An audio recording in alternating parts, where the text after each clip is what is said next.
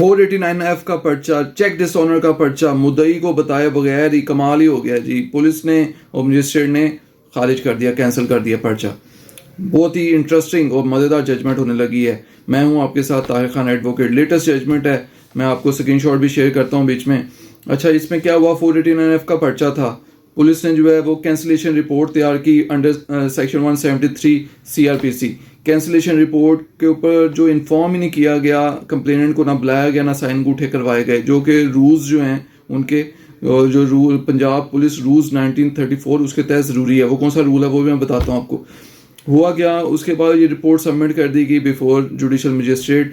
Model town کا یہ incident تھا، ماڈل ٹاؤن کے جوڈیشل مجسٹریٹ کلاس 1.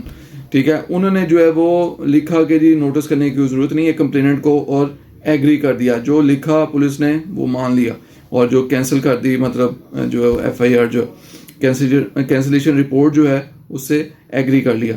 اس کے خلاف یہ کیونکہ ایڈمنسٹریٹو آرڈر تھا، اس کے خلاف اپیل تو لائی نہیں کرتی، تو اس کے خلاف ریٹ پٹیشن دائر کی گئی.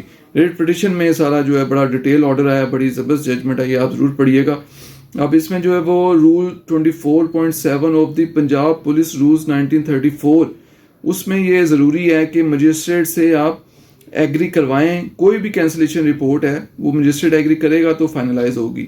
آگے جو رول ہے وہ کون سا ہے وہ میں بتاتا ہوں، جس کے تحت اگلے کو نوٹس کرنا ضروری ہے. وہ ہے جی رول 25.57 جو ہے نا رول. اس میں لکھا ہوا ہے کہ کمپلیننٹ کے آپ سائن انگوٹھا کروائیں جب بھی کینسلیشن رپورٹ آپ پریپیئر کریں. تو یہ پولیس نے اس کی جو خلاف ورزی کی، اور آگے جو مجسٹریٹ صاحب نے بھی اطلاع نہیں دی، مطلب کمپلیننٹ یا ادر پارٹی کسی کو بھی نوٹس نہیں کیا. اب اس میں جو رولز جو انہوں نے مختص کیے اور فائنڈنگ کیا آئی وہ میں آپ کو بتاتا ہوں. رولز کیا بیچ میں سارے جو سارا طریقہ کار جج صاحب نے مینشن کر دیا کس طرح سے کیا ہونا چاہیے. 173 کی انہوں نے کہا جب بھی رپورٹ تیار ہوگی، ٹھیک ہے، کمپلیننٹ کے اس کے اوپر سائن انگوٹھا ہونا ضروری ہے، تب وہ آگے فارورڈ ہوگی. اور فارورڈ کہاں ہوگی؟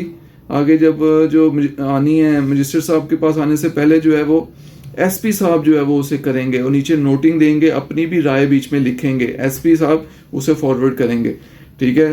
اور مطلب ڈائریکٹ تفتیشی نہیں کر سکتا کینسلیشن رپورٹ کوئی بھی ہے، تو SP صاحب اسے فارورڈ کریں گے، نیچے اپنی بھی فائنڈنگ بیچ میں لکھیں گے.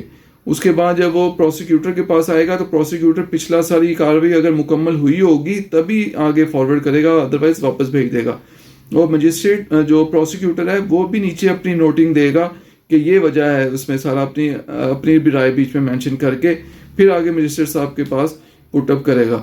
اب مجسٹریٹ صاحب کے لیے باؤنڈ ہے کہ وہ جو جتنی پارٹیز ہیں ان کو نوٹس کریں گے، ان کے نالج میں لائیں گے، تب وہ آگے پروسیڈ کریں گے. مطلب کسی کو بتائے بغیر، اس کی نالج میں لائے بغیر جو یہ کوئی آرڈر پاس کرنا، وہ کہنے آرڈی آلٹرم پارٹم، یہ اس رول کی بھی وائلیشن ہے.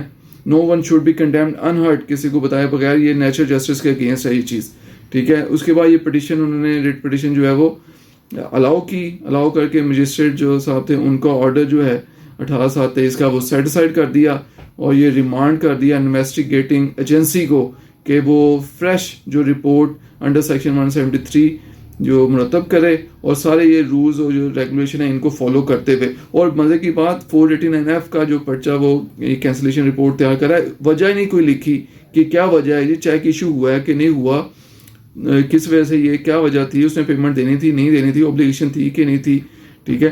تو وہ کوئی وجہ لکھے بغیر ہی کینسل کیا ہوا تھا. آیا نا مزہ.